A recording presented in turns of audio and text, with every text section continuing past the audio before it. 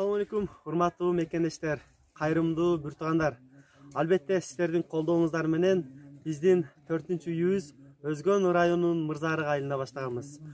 Ушул эле үйдү ушул Мырзарык айылынын 62-жылкы Махмут агабыздын жоролорунан баштап, жана кайрымдуу элдерибиз ар тараптан колдоо көрсөтүп, толугу менен буйруса бүтүп калды.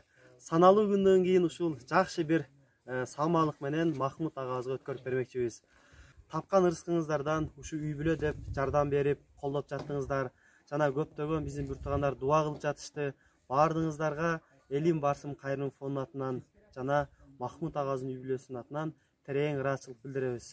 Колдооңуздарга ыраазычылык. Аллах ыраазы болсун сиздерден.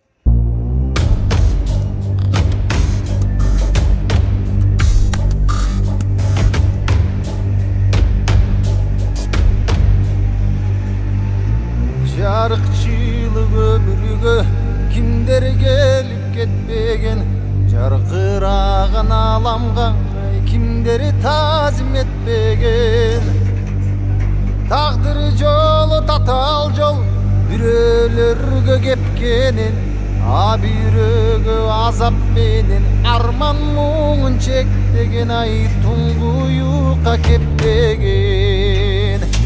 Жаралганда дүйнөгө жаңжал салып ыйламай, ал кубатка келгиче ата энени кыйнамай.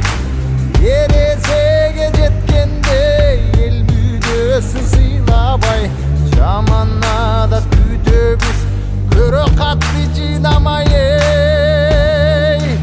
Кара жанды кыйнамай.